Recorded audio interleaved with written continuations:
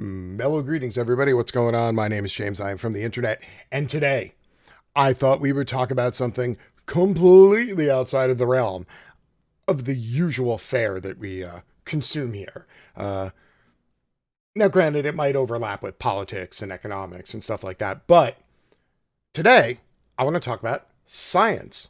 Science! Science. It's important shit. With the recent growth of the internet in the last 2 decades, and the explosion of the internet giving birth to internet scientists and YouTubeologists, and everyone's a blogger who knows about two berries, three roots, and one leaf that, when all mixed together, will magically cure cancer. And it's really atrocious how science is what's gotten the short end of the stick in the development of the internet, because, in much the same way that,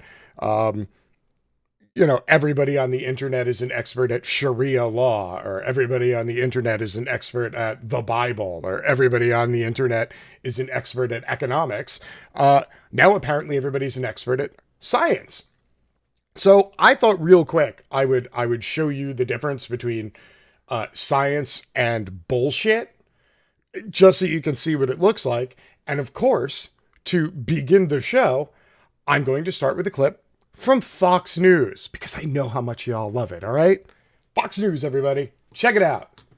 By the way, if I use the words Fox News and science together, shit's bad. All right, here we go. So our good friend Tucker Carlson apparently had on a scientist who claimed to be a whistleblower from the Wuhan labs in China, and came on the show to discuss science with his viewers. Because, when I want to hear about science, I listen to Tucker Carlson. I mean, he's the heir to the Swanson frozen dinner family fortune. And people are talking about how he should run for president because, he managed to switch from a bow tie to a full grown-up adult tie and manages to say complete sentences. So to be honest with you, right off the bat, he's already better than who the Republicans are trotting out now.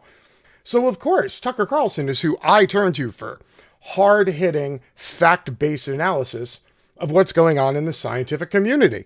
So, Tucker, apparently you have a virologist claiming that the coronavirus came from a lab in China. Let's check it out. Li-Meng is the virologist who says she has evidence about where this pandemic actually came from. We're happy. Hold on. I'd like to point out that to, really drive home the seriousness of this scientific report, this hard-hitting exclusive journalism, that in the bottom right-hand corner of the screen, they have live monitoring Biden's escape from his basement. Just in case you were wondering if Fox News has completely sunken itself to the level of the National Enquirer in video form, the answer is yes. They have. They actually have. Hit me, Tucker. Give me the science. Okay, briefly, from my first report, I can present the solid scientific evidence to our audience that this virus, COVID-19 SARS-CoV-2 virus, actually is not from nature. So, the scientist claims to have evidence. Evidence.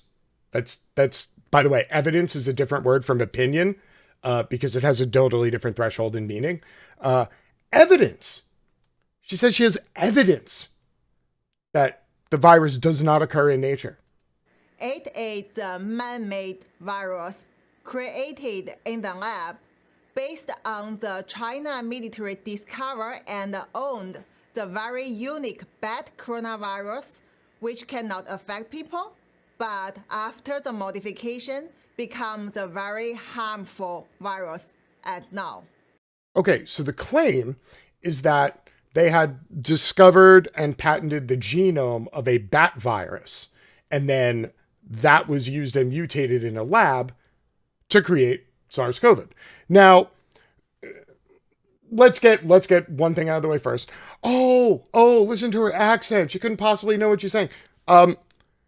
Everybody who's watching this video, if you don't speak at least 2 languages, shut the fuck up. Thank you. Now, I'm not interested in her accent. I'm not interested in her government credentials. I'm interested in the word evidence. Because again, the entire claim here is evidence, not opinion, not belief, not hyperbole, not marketing, evidence. Okay? So I have evidence to show why they can do it, what they have done, how did they do it. So she has the who, what, when, where, why, and how. She has all the evidence.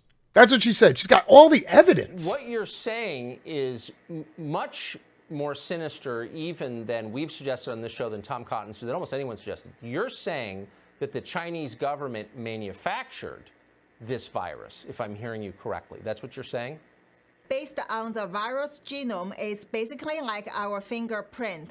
So you can see the very unusual characters in their genome, which clearly, based on the other evidence they left during the modification, we can say finally this is exactly the one come from their own special bad coronavirus. By the way, she's now said the word evidence 5 times. And then target human. What you're alleging is shocking more even than I anticipated when we invited you on. So I just want to ask the most obvious question, which is this genome presumably is in the possession of many researchers around the world. Why is nobody saying this if it's true? Yeah, why there is nobody want to say it? It's because of the big suppression come from the Chinese Communist Party government and also their friend in scientific world. So basically, virus. So, the global scientific community is conspiring with the Communist Party of China to hide this from the rest of the world. Just in case you're interested, I've watched the whole piece. She never brings up any evidence. There's literally no evidence. So, why would we bring this up? Well, it turns out that the whistleblower claiming China created COVID-19 coronavirus has ties to Steve Bannon. Yes, that's right. If it's absolute fucking garbage and it's in the news and Tucker Carlson's talking about it, guess what? It's related to Steve Bannon. Because of course it is. Hang on, we got a button for that shit.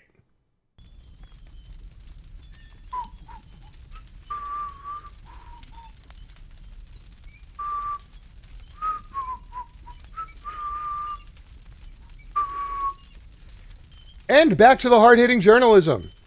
Being a real scientist would be easy if it weren't for this needing evidence stuff. Just like being a professional golfer would be simple if it weren't for this having to put the ball in the hole thing.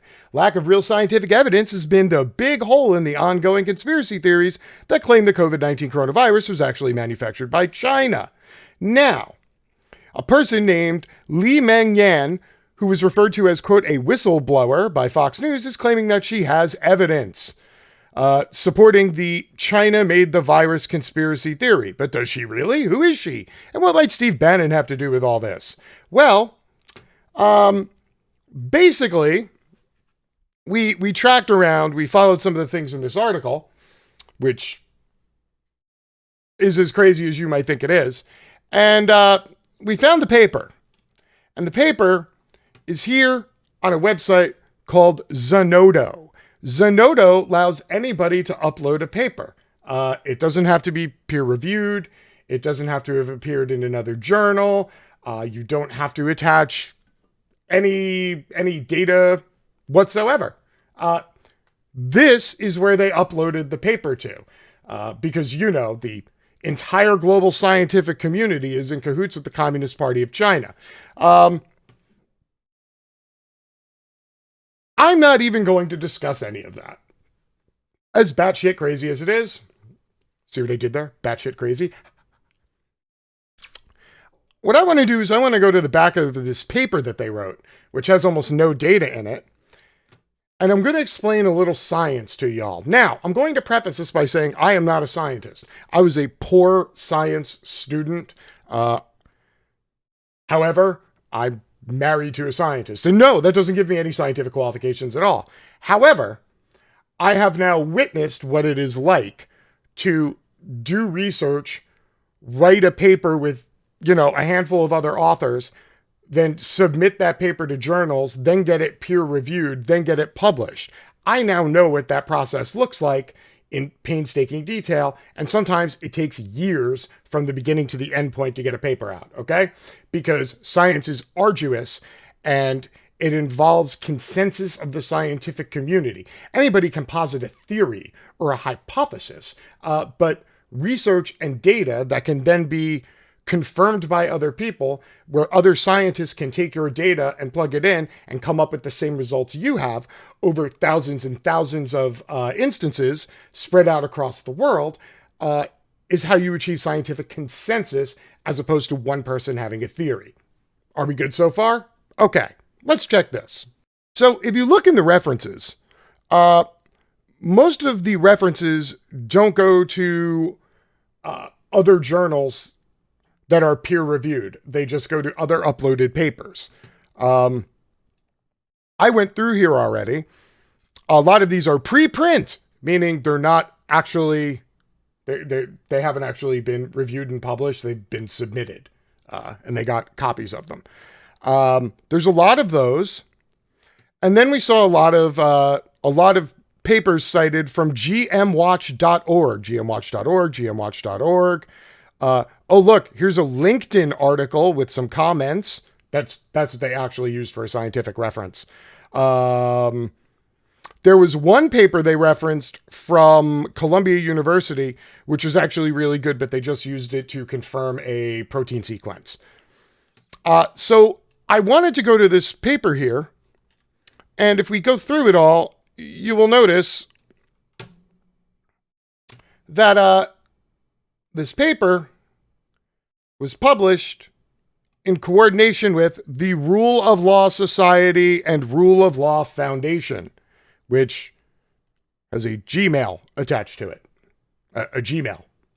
Yeah, because not the name of a science lab or a pharmaceutical corporation or a government or a university. No, Gmail, because, that makes it look official. This is the Rule of Law Foundation. And if you go to the front page, hey, look, here's Steve Bannon giving a speech. There you go. The vision and the core values to permit the people of China to live under a national system based on the rule of law, independent of the political system of the People's Republic of China. The mission is to expose corruption, obstruction, illegality, brutality, false imprisonment, excessive sentencing, harassment, and inhumanity pervasive in the political, legal, business, and financial systems of China. Woo! Thank God they don't want to do any of that shit in America, because we would be screwed.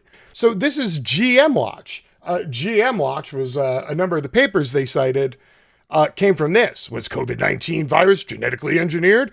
Well, it turns out that this isn't an actual paper. This is an article. So listen, everybody, I know that there's a lot of talking heads on TV, and they will use the word evidence a lot, and they will trot out people and put a graphic underneath it that says expert or scientist, okay? It don't mean shit, okay? Going to Tucker Carlson for your science is like my car starting to make a pinging noise, and I go and I drive it to the florist and I ask them to look at my transmission and give me an expert opinion and then fix it, okay? This scientist, she has this paper on Zenodo, which is backed by the Rule of Law Society and the Rule of Law Foundation, which is backed by Steve Bannon. This is not science. This is marketing.